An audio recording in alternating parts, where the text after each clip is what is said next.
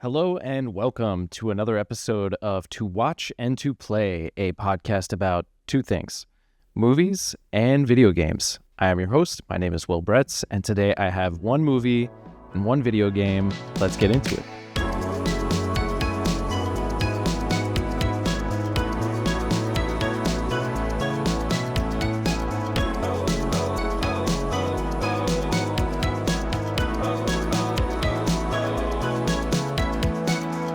Today's theme for this episode is sports. So I got a sports movie and a sports video game. It's not Madden, I promise. So first up, our movie today is called Eephus. Let's play. A vote has been passed to begin construction on the currently unnamed middle school in Douglas. Let's go, last one. Let's make it count. Hey, up. It means building on top of Soldiers Field, where recreational baseball teams have faced off for decades. Eephus is a 2024 indie baseball movie. It is directed by Carson Lund, and Carson Lund is also the editor and composer for the movie as well. Cinematography is by Greg Tango. You play ball, kid? Yeah. Do yourself a favor. Don't. Duration is about 98 minutes, starring Keith William Richards, Frederick Weissman, most importantly, Bill Spaceman Lee, who was a Red Sox pitcher from 1969 to 1978. Bill Spaceman Lee, probably my favorite actor in the movie. Hilarious. And he's not even an actor. Eephus started getting a lot of buzz because at Cannes Film Festival, yes, it's pronounced Cannes. I had to look it up. I've been calling it Cannes for probably 10 years. At Cannes Film Festival, it was nominated for the Camera d'Or, which is the best first feature category. If you are a director who have never made a feature-length film before, then you are eligible for this category, and it was nominated. It did not win, but it was nominated, which is a big deal. I would describe Eephus as old man Sandlot. I loved Sandlot as a kid. I think it kind of started my love for baseball a little bit. Sandlot is about baseball, but it's more just about friends and growing up and this very nostalgic feeling. Eephus, it doesn't have as much of a heartwarming story. It is, like I said, it's an old man Sandlot. So most of these guys are big curmudgeons in a rec baseball league in the suburbs of New England. Eephus is about this rec league losing their field. This field that they have been playing on for years is going to be destroyed, and they're going to build a middle school on top of their field. So you are brought in on the final game, and everyone's got mixed feelings about it. A lot of people are pissed. Some people just don't care and are just like, whatever. So it has a lot of humor, but it's also one of those movies that at the end of it, you're kind of just like, oh, how can you not be romantic about baseball? Hey, mate, throw the Eephus. The Eephus pitch is a type of curveball so unnaturally slow that it confuses the batter. Makes him lose track of time. It's kind of like baseball. I'm looking around for something to happen. Poof, game's over. Every character in the movie brings their own form of chaos to the team. There's one guy who can't stop comparing the game of baseball to combat and military, and he's just the kind of crazy guy who will fly off the handle about nothing. There's a pitcher who it just gets increasingly insanely drunk throughout the entire game. There's if you have a main character, there's this one guy who is a little bit responsible for the destruction of the field. It looks like he's an architect, and he's going to be working on the middle school that's going to be built on top of this field. So some players are really pissed at him and, blame him for the loss of their field. There's young guys who are actually really good and should be in the minor leagues or maybe even playing professionally.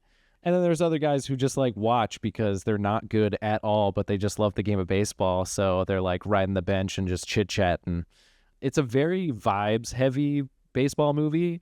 It is not it's not like Benchwarmers where it's just laugh out loud slapstick the whole time. It's not like Angels in the Outfield, which has a heartwarming, tearjerker type of film.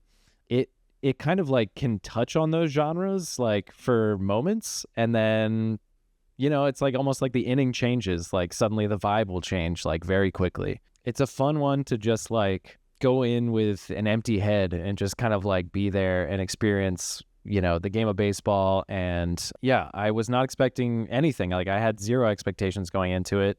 I just heard about the movie one day and then went to the theater and saw it with my buddy and ended up liking it a lot more than I thought I would. Old Man Sandlot. So obviously, if you like baseball, I think you're going to love this movie. But I also think that, like, if you have ever played any type of rec league or amateur sport, that you also could really like this movie. There's so many good little moments. Like, there's one part where a food truck appears next to the field, and I think the guy's like selling pasta or something, like something that a food truck should not really be serving. And then you've got like a moment where that food truck guy is telling like a sad story about his life, and it's like, why are we even listening to this guy? But it's hilarious. And then he's also like playing a song like as if he's like an ice cream man. There's like this song playing from his food truck, and all the players on the field are starting to get super pissed at this guy because he's just playing music and like one or two people are eating from his food truck. So moments like that, I feel like, make the movie. I keep replaying this really funny moment where like eventually they switch him out of pitching and they put him in the outfield because he's too drunk, and he just like goes there and he's sitting down and he's like smoking a cigarette and drinking another beer. Just like stuff like that. It's just so funny and just really good and so baseball. Like, it's just the entire vibe of baseball, I feel like, can be encapsulated in this film. So check it out. I hope you like it. Like I said, like, it's got so many different moments. Like, it can be funny and then a little sad and then a little nothing and then funny again. It just like takes you through all the emotions of baseball and amateur sports, I feel like, in general, especially as an adult. So a really good one that I would definitely recommend.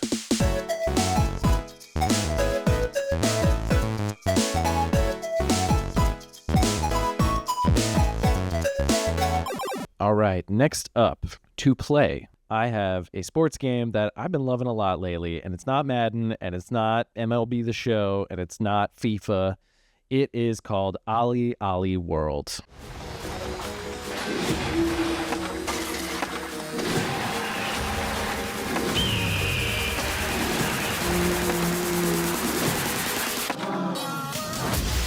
Olli Olli World is like almost a mix between Tony Hawk and Super Mario World. It is a skateboarding platformer with so much style, it's just ridiculous. It is this cartoony, cel-shaded animation style, which is really, really cool. It's like almost like a comic book kind of feel. And just like I love a sports game that looks cartoony. Like, I think a lot of people like are very nostalgic for those backyard baseball games and things like that. Or like my favorite soccer game was the Super Mario Strikers on GameCube. I love sports games that can be cartoony, can be out of this world, can be really creative. I think it's something that sports, lack a lot of the time, is that like creativity and art. So this game absolutely nails that. Came out in 2022, and it's available on Nintendo Switch, PlayStation 4, PlayStation 5, Windows, Xbox One, and Xbox Series X and S. If you're lucky, it might be like out on Game Pass or something. Usually runs about like $20 at the most, I feel like. Like, you can probably wait for a sale and get it for cheaper. Also, this game has killer music. Such good music. Like, very vibey. Like, vibes are like kind of the trend of the show right now. One of my favorite artists that's on the game is Anomaly, who is an incredible keyboard synth player, I believe from Montreal. And he's got 2 tracks on it that are just like out of this world, like electronic piano.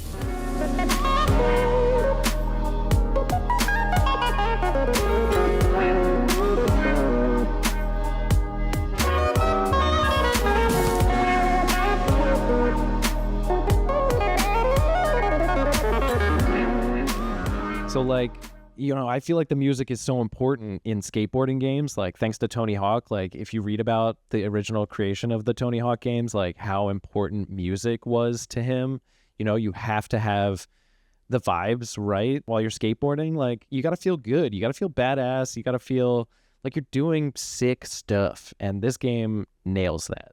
I think one of my favorite things about it is like the character creation. There's so many options. You can make your character look absolutely wild. You can make them look like an alien, give them blue skin. Who cares? Like, make them shirtless with cargo shorts and rainbow shoes. Like, give them a giant mustache. Give them tattoos. Like, it's very, very cool. Like, I've like can just live in that character creator for a bit. And then as you complete levels, you earn more skateboards, you earn more clothing.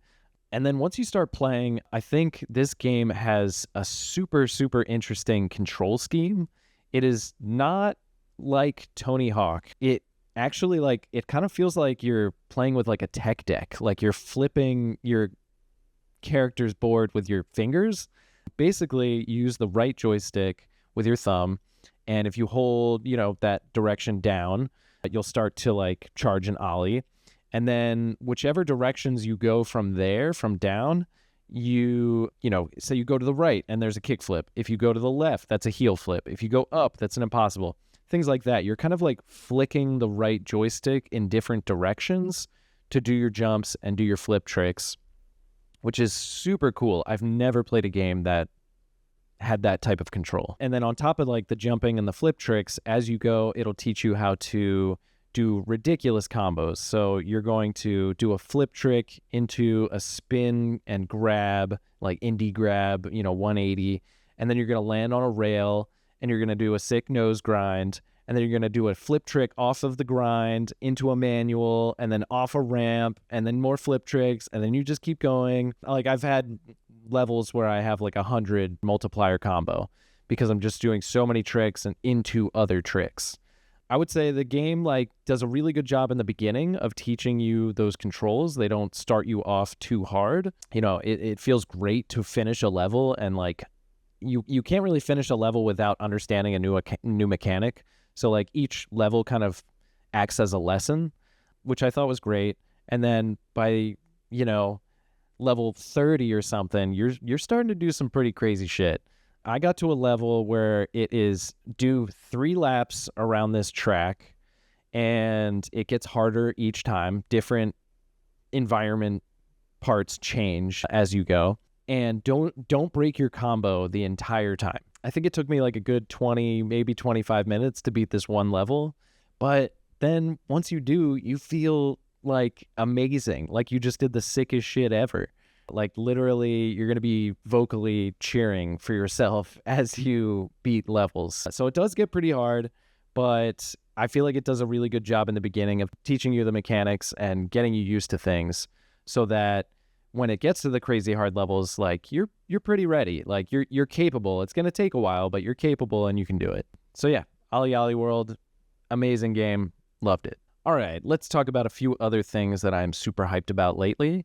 Movie and TV wise, I have been loving the show Andor on Disney+. I came with you to be part of something.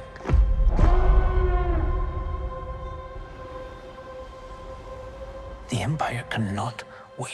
Season 2 has started to drop, but I rewatched Season 1 before jumping into Season 2, and Season 1 is just so good. It's so good. Like, a lot of people have been saying it's like the best written Star Wars thing maybe ever. And I was wondering about that while I was watching Season 1, and I was actually like checking out like, okay, who is the writer on this? And like, there's 3 episodes in particular that I think are amazing in that show, and the writer for it is this guy named Beau Willimon. And Beau Willimon is responsible for like the best parts of early House of Cards on Netflix when that show took over the world. So it makes sense that Andor is really good. It's because it's made by really good people. So yeah, definitely check that out if you have Disney+. If you don't, it might be worth it. I think Andor is actually like the only reason I have Disney+ right now. Okay, game-wise, I really am excited to check out this game, Clair Obscur Expedition 33.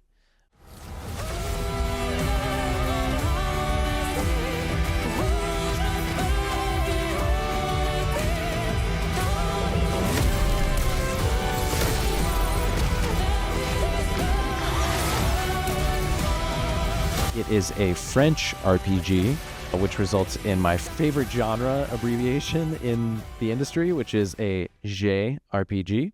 There's lots of positive buzz about this game. It's a fantasy world with really good music, and it's a turn-based RPG with also like commands. Games like I love Super Mario RPG, I love Sea of Stars, and both of those games in their combat, where a lot of RPGs are turn-based RPGs, you kind of just like have a menu and then you select attack or item or what spells, whatever it is, and then you just let it play.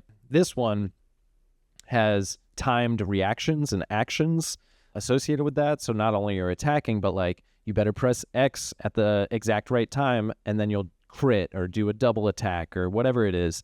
And then same revert on the reverse side, when you're being attacked, you better be listening to the sound of the enemy's action and then time it perfectly, press X as they attack you so that you can parry it or dodge or counterattack, whatever it is. So it's a much more engaging type of combat if you are looking for something a little more active than just a menu and then select an attack and then whatever. I love those games too. But yeah, that's why a lot of people are really loving it. They also love the music in it, and the visuals look very beautiful. It's kind of a more realistic looking game, not as cartoony as like a Super Mario RPG or Sea of Stars. Much more realistic looking. However, it's also in like this fantasy world that's very vibrant and beautiful. So can't wait to check out that game. And then lastly, music-wise, I have been listening to a bunch of Bickle. Hey you, I know that you're lonely, baby. Yeah, I know that you're lonely too. I'd rather be alone with you. Hey you, I know that you're lonely, baby. I know that you're lonely too. I'd rather be alone with you. Yeah. Bickle's newest album, Gut Feeling, came out April 11th, 2025, so just last month. It's tough for me to describe the genre of Bickle, so I actually looked up an interview of his from 2023 on Nobel's blog where he tries to describe his own genre. He says, "I like to think of it as pop music, but only because I think of pop music as just the catchiest version of any music. In that philosophy, I feel like I try to make pop music. I'm not necessarily inspired by a lot of other pop music. I'm inspired by all these disparate genres and types of music, and then I just glue it together." I think that means he makes a bunch of bops. He really does. A lot of the songs that I've been listening to of his are very, very catchy. They get stuck in your head, but I think in a good way. They sound good. They feel good. They're simple, but then like with tons of layers on top of them, either vocal layers or electronic instrumentation. I don't understand love until there's heartbreak. I don't know how much more I'll let my heart take. I don't understand love until there's heartbreak. Please don't let me fall. Please don't let me fall in love. Just a really, really interesting artist that I think is super on the pulse, really, of like modern music. So he's not very popular just yet, but I really think he can grow into that. I'm getting a lot of vibes of like McGee. McGee also was very little known and he started to blow up. I just saw him in Philly and he had a sold out show, and I think Bickle might be on a similar track. I think once he starts getting popular, like it could blow up quick. That's one of my favorite things to do, especially like on social media. I'm like thinking of what are the uses of social media these days, and for me it's really finding like underrated artists who are just up and coming. And so I'm going to start trying to use this show to promote people like that, artists or games or movies or TV that I think should be more well known. So maybe, and they maybe are just not hitting your algorithm or whatever. So yeah, super psyched about Bickle. Please check him out and let me know what you think. All right. And I think that's going to wrap it up for us on this episode of To Watch and To Play. Thank you so much for watching. Please give me a like, a subscribe, a bell ring if you can. It's always super appreciated. Also, leave a comment, please, if you have any ideas of music or games or movies or TV or anything that you're into these days. Would love to hear, and then I'll check it out. And if I like it too, I would love to put it on the show. And then likewise, if you have seen anything or played anything from previous episodes, please comment. And I would just love to hear if I've actually turned anyone on to anything. So that's the point of the show. So yeah, again, thank you so much for joining. I'm Will Bretz, and we will see you next time on To Watch and To Play.